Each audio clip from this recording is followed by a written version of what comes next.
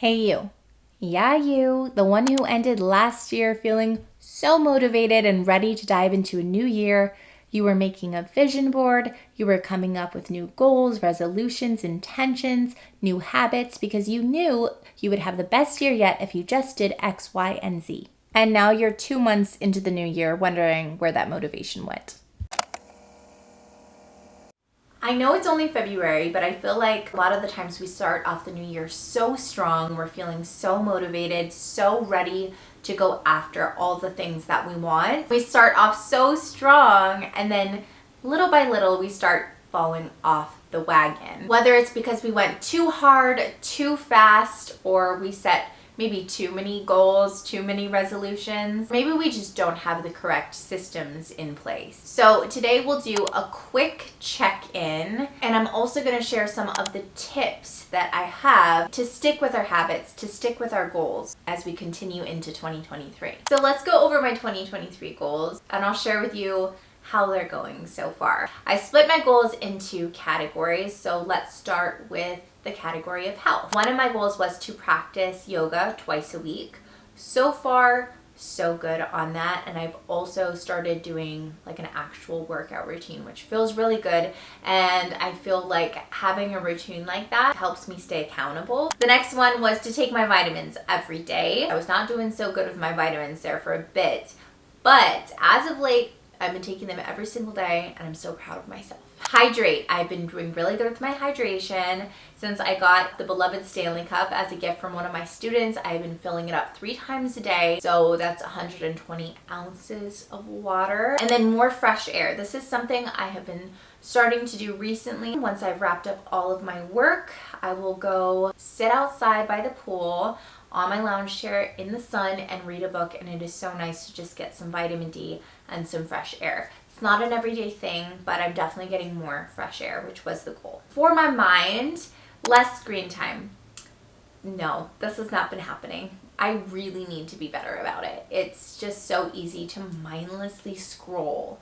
So easy. So like this week was the week where I'm like, no, we're cutting this in the bud and we're going to spend our time more wisely.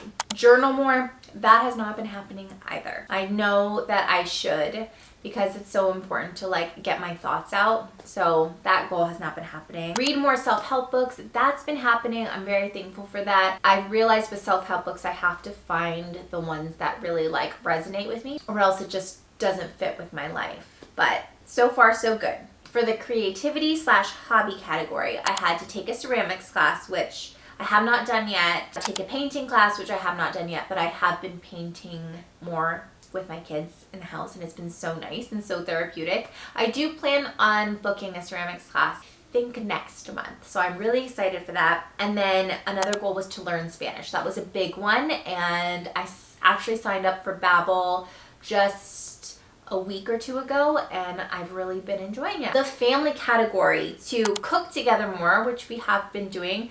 I will say it's definitely not an every night thing, because sometimes, as much as the kids want to help, sometimes it's just a little bit faster without them. But it's something I definitely want to do more of. More game nights. We've been playing games all the time. The kids love board games. It is so much fun to just have that time together. Acts of service we haven't gotten into yet. I need to do a little research on what we can do as a family because my kids are quite little, so they're not quite at the age to volunteer, but there are definitely things that we could do as acts of service. And then date nights. We started off with such a good date night in the new year, and we just had such a nice time. We went out for sushi and cocktails, and it was wonderful. So we definitely want to keep up with our date nights. And then travel goals. We haven't gone anywhere yet. We're still saving up for that, but I do really want to go to Disneyland, and I would love to go on a beach vacation this year. So those are our 2 travel goals. Career-wise, I want to learn more about SEO in terms of like my YouTube videos. It makes such a big difference in whether your videos are discovered by new people, whether they're viewed,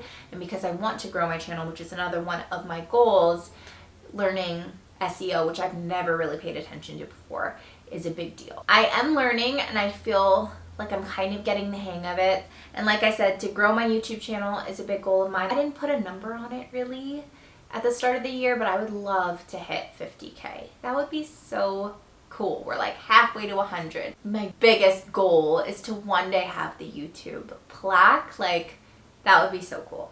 The 100K YouTube plaque up in my office is the dream. Another one was to explore my creativity as far as like editing and transitions and music and text, and I have been playing around with it a little bit more, and now that I have less pressure of less uploads per week, I'm able to put more into each video, I feel like. So we're getting there. For the money category, I wanted to save 6K this year, and also separate from that, save for travel. So far, we started the year off really strong. January was a great savings month for us. We were very conscious of our spending, as we normally are, and Matt's been working more, so we are on track for savings, which makes me feel so happy. So yeah, those are my 2023 goals. Some are going strong, some not so much. And the thing about goals or intentions or resolutions is you can change them or add to them or make them more specific as you go through the year, and there's nothing wrong with that. I'm sure these will be tweaked as we go along, but I did want to do a little New Year check-in with you guys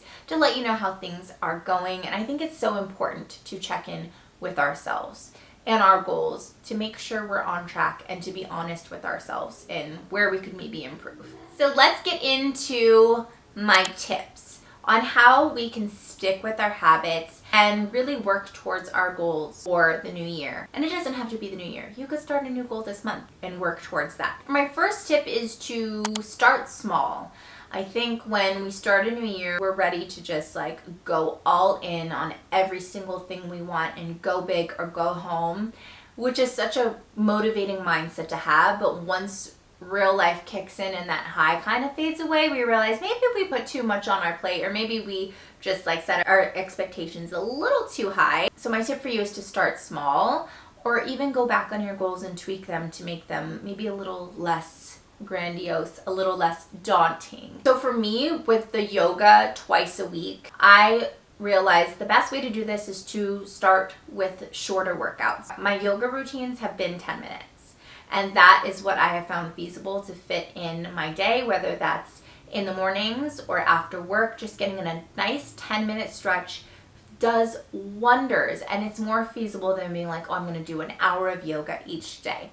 Starting small is more realistic for me and my schedule, and from there I could build it up to maybe 15 minutes, 20 minutes, whatever it is. As long as I'm getting in yoga twice a week in some form, it doesn't matter how long it is, because you can always work up to that. Same with my workout routines. I found a routine on my Mix bike that was 4 workouts a week, and they're 30 minutes, which is totally feasible with my schedule. I've been able to keep up with it for the past 2 weeks. I think if it were a program that were like every single day, hour workouts every single day, it wouldn't work for me. But I found something that's short enough and not that many days a week for me to keep up with, which just makes me feel that much more accomplished, that I could maybe build up to something else, which just makes me feel good. My body feels good and my mind feels good, and I feel proud of myself. Another tip I have is to schedule it. Schedule time out to work towards your goals, whether that is getting healthy, whether that's growing your business, whether that's getting more time with your family. Schedule it into your planner, whether that's a physical notebook planner or whether you use like Google Calendar like I do, or Notion or whatever. Schedule it in, and I'm telling you, it will make you more apt to do it once you see it on the calendar. Another tip is to be realistic with yourself. You cannot rework your entire life to work towards your goals or habits or whatnot. You have to work systems into your life that are realistic and that make sense for you in order to accomplish those goals, and in order to really be successful with keeping up with your habits. So be realistic. Don't change your whole life. Just rework things a little bit, and you'll see that you can be successful with it. An example for me is I work out when the kids are napping, because that is a time that makes sense for me to get in that self-care time and get in some movement without any distractions. Another thing that I do is working my Spanish lessons into my day. What I found is it's best for me to do that while dinner's cooking, or if like something needs to simmer on the stove. Oh look, I have like 10 minutes where I can get some of my Spanish lessons in. Another thing that I started implementing in my life on days that it makes sense is juicing. I really wanted to start juicing for the health benefits, the vitamins, the nutrients, and so far I have been loving it. It's not an everyday thing. I actually choose to juice on Monday, Wednesday, Fridays when I am not going into the school to teach, because I have a little bit of a longer morning to get that done. And also the juicer's kind of loud. I have to wait till the kids are up to start juicing because I don't want to wake them up. Another tip that I have that has been so helpful is habit stacking. This was kind of a new concept to me, but it is so simple and it makes so much sense. There are certain things that we do every single day without fail, and because we do those things every single day without fail, like making coffee every morning, that is an opportunity for me to stack a habit on top. While my coffee brews, why don't I take that opportunity to drink a bunch of water? Because that's a habit of mine that I want to keep up with, is hydration. So that is something that I will do every morning because I'm right by the refrigerator to fill up my water cup. Another example of habit stacking is I take my vitamins while I make dinner. I make dinner every single night for my family. Because I'm doing that every single night, there's a little opportunity for me to stack a habit on. So that's when I will take my vitamins. So think of something that you do every single day and stack a habit on top. Another tip I have is to visually see your progress. When I tick off a to-do list or when I check off a habit on my habit tracker, it is so incredibly rewarding. I get that little boost of pride, that little boost of joy, happiness that I accomplished something small or big. Visually seeing that you checked it off is so rewarding and so motivating. Like on my habit tracker, if I see that I've read 10 days in a row, I don't want to break that chain. I want to keep checking the boxes every single day. Or on the days where I have done every single habit, it is so nice to see that whole row checked off. Like my habits are hydration, workout, vitamins, read, and no spend. When I have a day where I get all of that done, it is seriously so rewarding and so motivating. So find a system that works for you, whether you're using Notion like I do, or just have a calendar where you put an X through the date where you accomplish something, or whether you're using a bullet journal or just writing it down on a piece of paper. I'm telling you, visually seeing your progress is so helpful. Another tip that I have is to set your environment up for success. It's not always easy to keep up with, but I function so much better with a clean and clutter-free space.